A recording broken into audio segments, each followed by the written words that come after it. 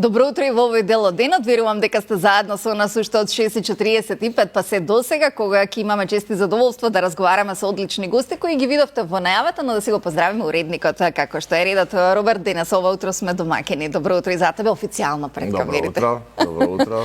Поздрав до тебе. Одлични гости, верувам дека супер муабет ќе имаме. Како и секогаш, да. Така. Но како што е редот, уште еднаш да ве представиме и поздравиме, веднаш до мене господинот Александар Бучеклиски. Добро утро и добре ни дојдовте. Добро ве најдов. Секогаш е чест да се биде гостин во ова прекрасна емисија, утринска програма на Канал 5. Се надевам дека ќе истераме еден убав муабет. Друштвото е прекрасно ова утро. Утрински како што е редот. Како што треба, да. На средина од ова убаво друштво, Ана Салтирова Давидовски. Добро утро и добре ни дојдовте. Добро утро, благодарам за поканата. Добро утро до гледачите. И веднаш до вас Мартин Клинчаров. Добро утро и добре ни дојдовте. Добро утро. Еве ја добро ве најдов прв пат во Канал 5. Александар има искуство. Го поздравам, јас сум прв. Но ќе го стекнете, ве така да. Мартин, Последното светско пак. Последното светско да пак ќе се гледа. не, почесте ќе ни бидете, бидејќи спортот почесто треба да ни е на агенда, не обединува, не разединува како политиката. Па да почнеме веднашка со вас, бидејќи вчера започна првенството, денеска нашите ќе ги бодриме зад малите екрани, па што очекувате? Секогаш очекувањата се да се оди на победа, знаеш. Нема спортист кој сака да губи, да. Кај нас јавноста е научена некако, тоа се провлекува од првенство во првенство, пошто во ракометот секоја година имате големо надпреварување, една година европско, една година е светско и така. Например, во другите спортови имате циклус од 4 години, во ракометов е малку тоа поинтензивно. Така што кај нас секоја година јавноста е спремна некако, знаеш, се тргнува со еуфорија, па имаме некој дел разочарување, па малце се плукаме, па и така, се врти во круг. Циклично... Ја викам од денес сите селектори ќе станеме. Па добро, тоа е секоја година. Тоа е секоја година, но сите све знаат, тука посебно. Сите знаеш, и е тешко да на некого му објасниш како некој што бил дел од ракометот и е се уште дел од ракометот на некој начин. Тешко е на луѓе што никогаш, например, не влегле или не се занимавале со било како спорт, да им објасниш како некој работи, дека не е така едноставно како што се гледа од тука, ама ете, тоа е веројатно ова што го кажа треба да не обединува наместо да не разединува. Имаме некои такви моменти, ама во секој случај очекуваме да се представат овие момци кои се мора да се каже дека се е некоја сега веќе спој од малку постари и повеќето се млади играчи кои допрва треба да стегнат искуство, веќе 2-3 години имаат го стекнуваат тоа искуство и на клупски и на репрезентативен план. Една предност е што повеќето од нив играат заедно во Алкалои, тоа може сега да е предност затоа што се познаваат подобро. Има доста добри искусни играчи како Митревски и Кузмановски кои се дел од Пелистер, кои исто така играат заедно, Жаре Пешовски. И од таму има 4-5 репрезентативци и тој спој мислам дека може да функционира. Искуството, односно неискуството е мана. Сега со физикалијата малку сме, она го дискутираме малку пред, овие поискусни репрезентации како Унгарија со која денеска треба да се соочиме, малку поискусна од нашава, малку физички подготвена.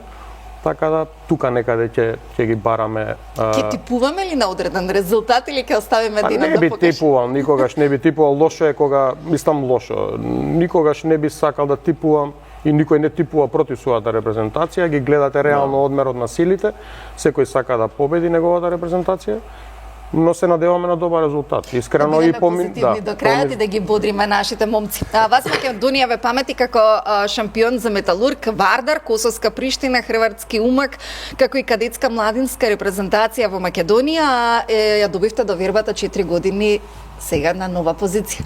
Кои се ветувањата за 2025? Бидејќи заедно со министерот за спорт Борко Ристовски дадовте јавно многу ветувања, па еве 15 дена од годинава. Да, Сојузот на спортски федерации е прилично стара институција. 1945. Да, така е, тогаш е основана како иницијативен физкултурен одбор. И таа некоја, да речам, цел и улога во општеството му останала и до ден денеска, иако се менувала низ годините.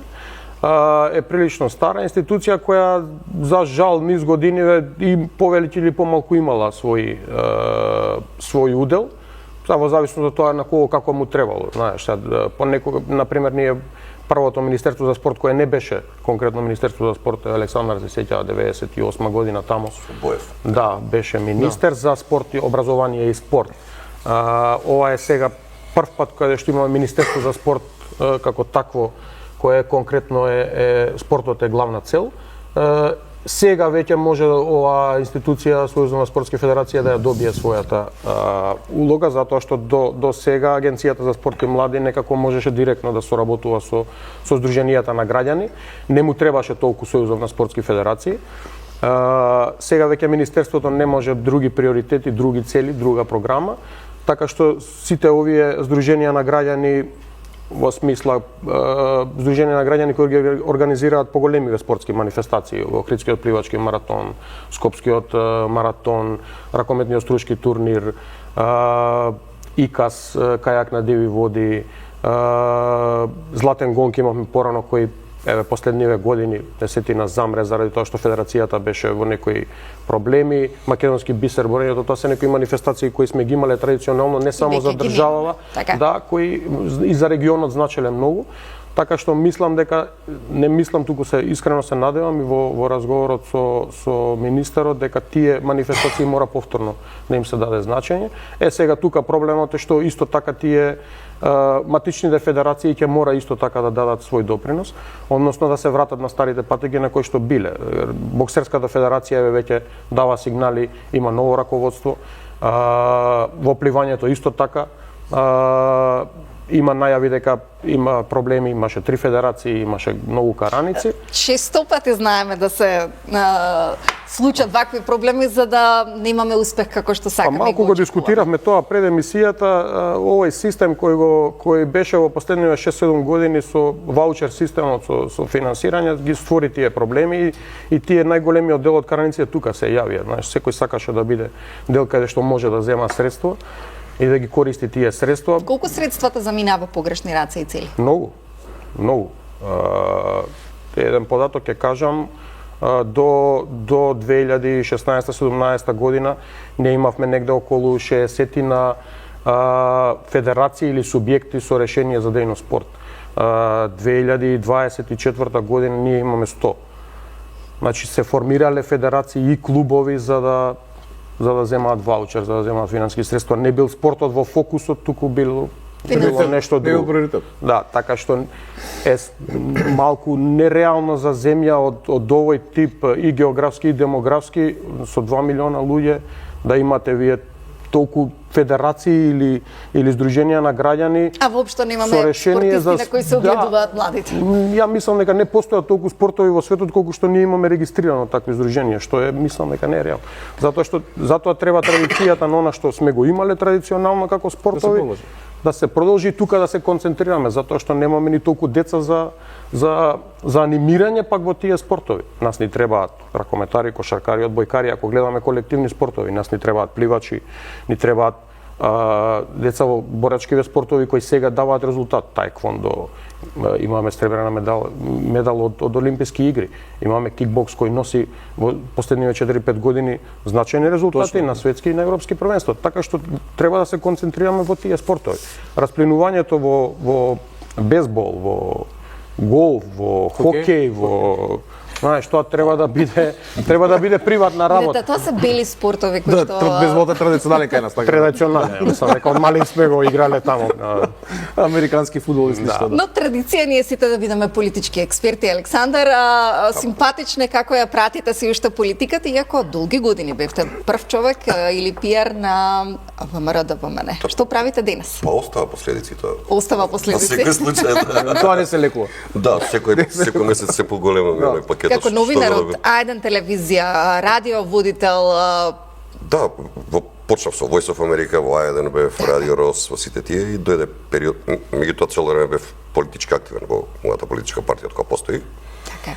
И дојде еден период кога имаа некои проблеми внатрешни, кога се делеше, никој не сакаше да биде портпарол во тој период.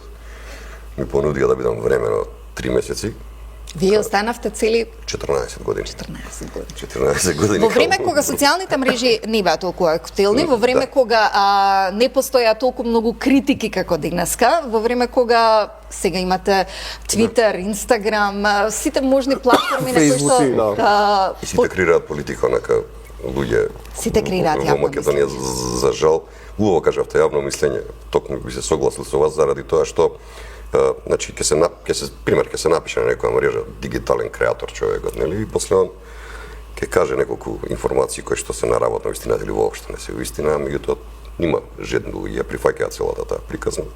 Се шири тука доаѓа нели до некоја дезинформација. Сега јас ви го говорам како го чувствувам од причина што нели велат, а во мое време беше подобро. Не, технологијата се оди напред, тоа значи дека ве гази времето и дека треба да ги прифатите новите работи. Но она што е интересно е што баш убаво кажавте, секој сака да се бави со политика. Мене ми се случува слава кога идам, обично слава со пријатели и се седнува до тебе првиот и почна за политика ти премува. Веднаш, да.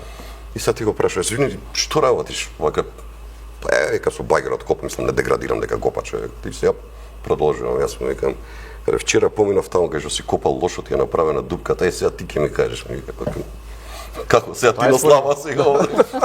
Седиш за политика ми правиш муавет, нели? Да. Така да тоа е еден фолклор кај нас во Македонија или што кажеме за селектори денеска пред кооперација ќе се соберат и ќе речат ја ти Роберт да се соберевме па подобро ќе игравме денеска. Еве сега 20 дена сите со спорт ќе се занимаваат, никој нема со политика. Не, ова е добар бекенд за таков муабет која ќе да што работи па Серџијска нација, тоа е кај нас онака многу интересно.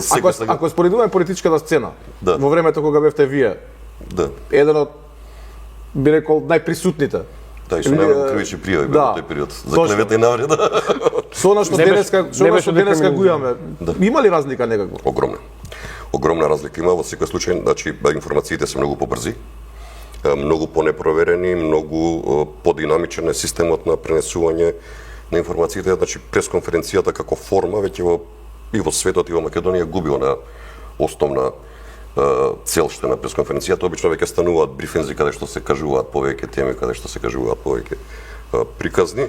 Вториот момент е нели работењето под лавокот сето она што представува јавност, креирањето на општото мислење на луѓето кое што се прави преку други форми, не говорам директни политички, е сега што нема веќе последниве години што се паднати критериумите на комуникација и на фер плей, некој кој што постои во политиката, е тоа.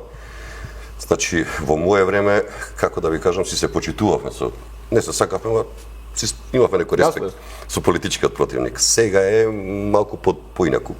Нема почит, се напаѓа и приватен живот на луѓе, се напаѓа работи кои што не треба да бидат. Добро, ти си политичар, ти си јавна личност, немаш приватен живот, меѓутоа работи што не се споредливи, кои што немаат врска со темата за која што треба да преминуваме како политичар.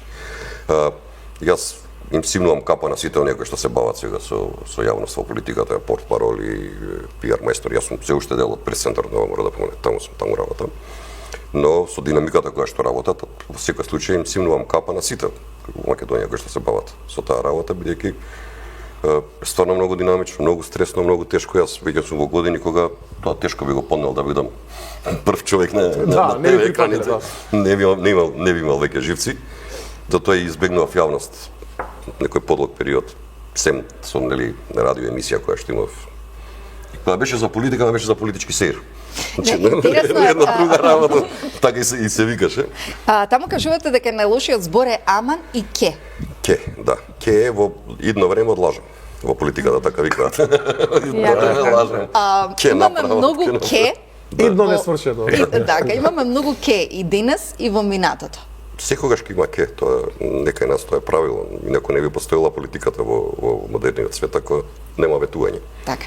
Значи, По 14 години како пиар, по долги години на СДСМ на власта, повторно е дадена довербата на ВМРО ДПМН. Кое е вашето или? Па јас сум 35 години во ВМРО. Еден сум од основачите на таа политичка партија, никош не сум го кажувал, не сум се парал со тоа. Сум работел со тројца председатели до сега на ВМРО ДПМН. И можам да кажам дека во моментов сега, како што е поставено и направено, имам голема верба во овие луѓе дека ќе направат нешто, од причина што се политичари кои што поголемиот дел веќе се родени во суверена и независна Република Македонија или на крајот на распаѓањето на претходната држава Југославија, во која што ние повозрастните што живеевме во Југославија секогаш споредби правиме. Таму беше подобро, сега беше подобро. овие се тука, сега родени, ја немаат таа фабричка мана, ние што имаме да се споредуваме дека е подобра или полоша. Југославија, Македонија име се и тука се настапува, имам доверба во овие луѓе сега за сега, одлично си ја работат, има многу проблеми во Македонија. Во секоја стадо има нормално и понекоја црна овца не може се да биде идеално секаде, но се оди напред, се гази колку што се може. Ние сме мала земја по територија со богата историја, со луѓе кои што значиле многу во светот, одредени нели луѓе од овие простори кои што се родени тргајќи нели од мајка Тереза и така натаму. Но она што мене ми дава голема императив дека ќе биде добро нешто во Република Македонија е тоа што последниве неколку месеци оној одлив на луѓе е за пола намален, кој што нели ја напушта државата, младите луѓе општо сите од Република Македонија, бидејќи најголемата опасност за нас како луѓе овде кои што живееме на овие простори е еден ден ние или некој од нашите деца да го стави клучот под чиргичката и да нема. Да останеме сами, Да останеме сами. А сме талентирана нација, секој што го зборам. Талентирани луѓе живеат на Балканот. Талентирани да обстоиме и со малку. Да, со се. Така. Кога сме као на малку, од 15 декември до 15 беше новогодишната кошничка, ни следува Великденската и Рамазанската. Видете, она што пробува да го направи оваа влада и претходната пробуваше да го направи, се заволјена вистината, нели кога беше ковид кризата, се напори кои што максимално сакаат да ги постигнат. Меѓутоа, од другата страна треба да има еден искрен и добар приват од нели трговците кои што ја работат целата таа работа. Не може да се случи во Македонија последниве недела дена пак да рипаат одредени цени за 30% и за онака скриено, а сегде во светот да паѓаат цените на истите производи. Дури се случува феномен еден, пример македонско вино овде во продавница да ви биде 250 денари, а истото да е во една наша соседна држава од истата фабрика 3 евра. И тоа со извоз, со сите тие работи, акцизи платени и сите тие работи, така да треба да се има тука малку еден Пообштествено одговоримо да сенс дека треба дека ние сме нација која што веќе во една социјална категорија каде што има многу луѓе кои што тешко преживуваат. За жал, преживуваат, не говорам живеат, преживуваат. Пошто преживување да ти стигне платата, да поделиш сите давачки дома што ти треба да бидат за храна и да чекаш следниот први, дали ќе биде на први или ќе биде на втори, еден ден што значи многу. Така е. Ана, дека не следите политика, тоа го дознавме и додека се подготвувавме за да го започнеме овој разговор во живо, но она по кое што сте дефинитивно познати е посетила ние кампањи како НЛП тренери, како коуч кој што ги направивте. Јас би ја издвоила особено оваа книга Благодара, но колку политичарите знаат да бидат благодарни или колку умешно кажано, сите ние знаеме да го кажеме вистинското благодара. Супер, како што рековте, не гледам политика. Не следам воопшто телевизија и тоа е веќе долго време и сум препородена, многу ми е убаво. Од една страна, од друга страна има нос ефекти, например, не се сетив негови. Така да, што би требало, што долги време кога слушам што се случува. Така да не би можела да зборам за политичарите, не би сакала да станам политичар, не би сакала да станам селектор сега. Она што можам генерално да го зборувам за состојбата каква ни е, дека живееме во најдобро време што го познава историјата, имаме најмалку војни, имаме најмалку болести, независно што беше короната, порано цели градови цели држави, цели нации се бришале од такви епидемии, имаме најмалку од се што некогаш имало и представувало голем проблем. Денеска го имаме, не сме благодарни, не уживаме во истото. Генерално има доволно храна сите да се најадаме, иако има гладни во светот. Има доволно облека сите да се облечеме, иако има голи. Има доволно облека сите да спиеме на топло, иако некој спие на... Нема доволно свесност, нема доволно знање и тоа е нешто на кое што треба да работиме на глобално ниво, а тука влагајте како благодарноста, зашто благодарноста ни ја менува состојбата, ни го менува фокусот. Од една страна е бесплатна, значи е избор, став, начин на размислување, на што ќе го ставиме фокусот. И на тоа јас имам 100% контрола. Јас приметив дека контролата ми се зголеми кога престанав да гледам телевизија, затоа што испаѓа дека окружувањето, другите луѓе, нивните ставови влијаат врз нашите ставови, така да сум многу пребирлива со што влегува во мене. затоа што тоа што ќе влезе, тоа што ќе излезе ми го баждари фокусот, така да ценам дека одговорноста е на мене да го баждариме, да си го баждарам фокусот, а одговорноста на политичарите и така како е да го баждарат оној големиот фокус и да го прават тоа од позиција екологија, го викаме во НЛП, екологија е добро за мене, добро за другиот и општо добро. И јас искрено се надевам дека пополека ќе се качуваме на тоа ниво на свесност за да може да уживаме сите у благодетите кои што ги имаме околу нас. Колку политичарите вистински го применуваат ова? Добро за мене, добро за околината и... Па, исто како и во секоја друга професија имате различен тип на карактери на луѓе. Има луѓе кои што... Со кратка меморија, подолга Да, или... има луѓе кои што влегуваат со искрена мисла идеја, има луѓе кои што влегуваат со идеологија, тие се по мене онака најдобриот производ за политиката, меѓутоа и многу опасни. Нели идеологијата е си имаш некои правила. Да не е фанатизам само. Во целата таа приказна. Тоа раѓа фанатизам. Да, Крајот од денот раѓа фанатизам. но секакви луѓе, она што е феномен во Република Македонија е што сум приметил овие 30 и нешто години дека многу успешни луѓе, тоа не можам да го разберам во својата професија кои што се докажале пред се доктори, правници и сите тие останати. Влегуваат во Влегуваат во политика? политика, влегува во парламентот и сега место да лечи пациенти, луѓе кои што стварно им е нужно потребен тој во целата таа работа, он е многу слаб политичар во парламентот. Не може да биде добар, што знам, и доктор и политичар. Не се случило до сега тоа во Република Македонија 30 години, без оглед кој е. Значи, не инсинуирам тука на актуелниот председател на опозицијата, не ми е тоа, значи. Општо правиме претходно беше еден, значи, од типови на Сашко Кедев, на Оровчанец биле во парламент, луѓе кои што се пар екселенс стручњаци, тие спасуваат човечки живот и тоа не треба да биде таму. Зошто политиката одбира доктори? Дали некако довербата од граѓаните е полесно да се даде токму на димиве како пиар експерти, како некако и 14 години формацијата и формулацијата на зборови точно знаеше да ја представи на граѓаните за... Во мојата професија, во нашата професија велат во политиката дека се влегуваат, она што ви кажав, два вида на луѓе. Едниот вид на луѓе кои што влегуваат за да заработат и да направат многу пари, а другите влегуваат за слава. Ова докториве што ви кажеме, тој тип на луѓе, значи они се материјално добро обезбедени, со многу повеќе пари земаат на клиника него во парламент да е, на пример. Меѓутоа има таква категорија на луѓе и тоа е најошо докажано каде што многу побитно е славата, позицијата, местото, статусот. Значи не финансискиот момент. Имате и такви луѓе, тие се баш оние што ви кажав, можеби маци задоени со идеологија, тие се или многу добри или многу лоши во своето функционирање. Е комплексна работа, политиката е еден од најстарите бизниси во светот, нели, како викаат, но треба да има критериуми за начинот на кој што ќе се практикува политиката во Македонија. Значи прва работа, мали успешни држави во светот се оние држави кои што успеале да направат национален консензус за одредени прашања. Значи имаат црвени линии. Каде е црвената линија на Македонија? Нема, не постои. Не постои заради тоа што немало до сега национален консензус на политичките партии да седнат и да речат како што го прави да речеме тоа Израел. Ева сега нешто актуелно тоа, нели, па има договори, па ќе се договориме.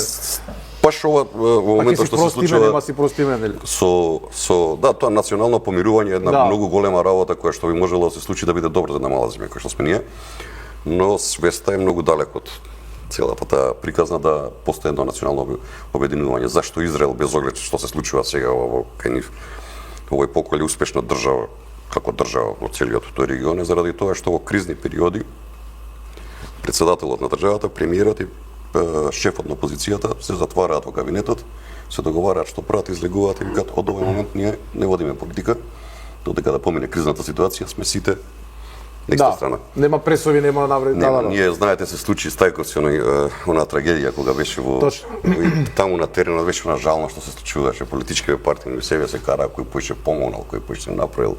Жално е што не се случува. Исто како со патиштата сега. Не наше, ваше, не наше. Наше на граѓаните. А се уште немаме пат Скопје Охрид. Не, ама ќе биде. Имаме, подобро ни треба. Ќе биде, јас стварно верувам. Баш овој што ни е министер за транспорт и врски е човек што ви кажав онаков профил кој што го нема проблемот од претходниот систем и влезе на онака И од Охрите и мора да го направи. од Охрите, Пошто да. од Охрите. И турбо е влезено на како целата таа работа. Точно. Од Охрите човекот. Така, да стигнеш дома побрзо. Апсолутно. Да. Нема логика. Мартин, дека не сте влизани за популярноста, тоа веќе го знаеме, дека сте влизани за спортот да ни е на подобро ниво, мислам дека ќе биде така, но зашто сте вие благодарни и кому сте благодарни за, еве да го поврзаме со Ани со тоа што она таа го прави? На кого? Од кого го наследивте генот и љубовта кон спортот? Благодарни пред се на фамилијата. На сопругата најмногу. татко ми, да, потоа на сопругата, благодарен на децата. Мислам дека секогаш е тоа оној пакет кој треба да не води напред. За се генот го наследив од татко ми, зборам за спортскиот дел. Татко ми беше голман на бутел, на бетон, на Вардар. Во онаа генерација на Ванчо Јовановски, двајца војковци исто кои беа ракометари, Александар ги знае и лично. Значи неизбежно беше. Да, така да, пробав да бидам фудбалер. И доста добро беше таа у таа генерација Вардар како институција, како бренд, таму 87-8 година. Тогаш се правеше селекција, не можеше како денеска, знаеш. Денеска имаме школи вакви, такви, секој упишува некаде. А во тоа време не можеше да одиш да се запишеш, мораше да те одберат. И Вардар правеше селекција, имаше 2 пати годишно селекција, пролетна, есенска. И се пријавуваа деца од цела држава, кого ќе одберат, можеше да влезе во школата на Вардар. И јас влегов меѓу првите во таа школа. Тренер ми беше Мето Спасовски во негова генерација. И докај 2-13 години многу добро терав, ама заради својот таков карактер малку лев, и на 13 години решив дека Мето Спасовски за мојот начин на размислување не може. Да не можам веќе да соработувам на свој 13 години, еден ден излегов од тренинг и реков веќе си одам. Веќе нема да бидам фудбалер. И добри 6 месеца татко ми пробуваше да ме разубеди, да размисли, види зашто, прати се, пробај. И не попуштив и си преовлада тоа фамилиарно да тој ген ракометен. Бутел во тоа време имаше проблем со ракометари, финансиски. И некако ај дојди на тренинг. Отидов на тренинг од свој 13 години и тоа продолжи Наместо со нога, со рака. следните со рака. Смени ме, иако сите спортови добро ми одеа, и кошарка, и фудбал. И ракомет природно талентиран за тие колективните спортови и од своји 13 години па добри 17-18 години. Добро, тогаш сакаме се да кажуваме надвор, значи Да. не да кажуваме до кај си стигнал ти со играта, дали си пред мене или зад мене, туку да бидеш добар надвор кога излезеш, дали фудбал, дали баскет, дали друг спорт, значи тоа беше надпреварувањето Тоа беше и тоа што активно живееа малата, на пример кај нас во Бутел. Така е. Она сега Чети имам. исто мало сте со господинот Бучеклиски. Јас сум чечен, само во Бутел живеам, живеам. Така да За него знам се, за целото негово семејство. на она место кај што ни беше порано игралиште, сега е црквата во Бутел. Таму беше тоа славно ракометно игралиште, бетонско. Така да таму порастаа многу генерации спортисти, не само ракометари, туку фудбалери, Бажи Илиовски таму на тоа бетонско игралиште, кој беше најдобар стрелец во прва фудбалска лига. Да, работнички. Или Фелмас. Ѓорги Чековски, кој беше кошаркарски репрезентативец, на работнички и интернационалец, така да многу голем број. Борко Ристовски, првиот министер е на улица под мене, живееше Филип Миркуловски. Роден Будочанец, таму живееше. Тоа е Борко Ристовски е од Кисела Вода, исто како ја во аеродром сега. На привремена работа е во Че Будочанец асли онака. Да. Филип Миркуловски е една улица погоре од мене, Борко Ристовски е роден една улица под мене, на Рудо. Така да голем број спортисти. Спортски легенди. Да, порасна на тоа игралиште кое сега веќе го нема, ама се гради друг еден комплекс сега. Благодарение на градоначалникот Костовски, кој делот околу основното училиште Климент Охридски го развива во добар спортски комплекс. И во следната година мислам дека и во програма ќе влезе и на министерството тој олимписки комплекс, кој ќе го заокружи комплетниот дел со основно училиште, градинка И спортски комплекс. Одлично. Така што мислам дека ќе продолжи таа некоја традиција на Да создавање не оставиме на ке, останува да видиме и да споделиме, така да, Ана, дека работите и со деца, докажува НЛП. Но, ајде прво пластично да објасниме што е НЛП. Наука која што ја проучува успешноста или 70-те години од минатиот век, двајца момци си имаат, тогаш млади, амбициозни, сега веќе во одминати години, али уште активни, си имаат запрашано што ги разликува успешните од не така успешните луѓе. Имаат почнато да наблюдуваат работата на луѓе кои што били извонредни во тој дел и ги имаат препознато моделите кои што ги карактеризираат луѓето што постигнуваат успех и потоа тој шаблон се гледа насекаде и сега тој шаблон е под името НЛП. Акронимот е неуролингвистичко програмирање. Колку може да се програмираме за да станеме или бидеме успешни? Ние сме програмирани, само прашањето е кој не програмира. И тоа е нормален составен дел, тоа има негативна конотација заради тоа како сме го обоиле. А инаку генерално ние од кога се раѓаме не програмира. Обојување во Македонија погрешно не разбираат. Па не, тоа е неутрално. Политички одмор. Па не, тоа е неутрално. Принцип, премногу често седат и гледаме телевизија и само тој дел го гледаме боењето, инаку боење има секаде. Ние моментално правиме боење, вие правите боење, сите ние правиме боење. И сите ние сами за себе правиме боење. Како е работата со деца? Генерално со деца јас почнав да работам комплицирано. Јас сум работам во HR делот долги години, значи од 2005 сум активна и творам во тој сегмент. И како човек кој што работи во делот на човечки ресурси, гледам кои се луѓето што доаѓаат како големи и што се нивните предизвици. Како човек кој што работи едукација со големи, гледам кои се работите што не достигаат. И потоа добив деца. И сфатив дека образовниот систем и дека ние не ги подготвуваме доволно за да можат они кога ќе станат големи да продолжат да си играат и да се забавуваат како што тоа го прават денеска, што би требало да биде дефиниција за работа. Мојата работа денеска за мене, јас си играм и се забавувам. Ако не е забавно, не сакам да си играм. И фала Богу сум во позиција да можам да ги поставам така работите. И генерално го почнав моментот, ги држам трите сегменти, останав, работам во HR, работам едукација со големи, што е она што им треба, и сакам да ги подготвам децата колку што е возможно порано, да ги научат тие вештини како би можеле да продолжат да си играат. И така настана книгата Благодарам, затоа што извонредна. Благодарам. Која што е сега во трето издание. Третото издание е со фондот за дислексија како би можеле да уклучиме повеќе дечиња.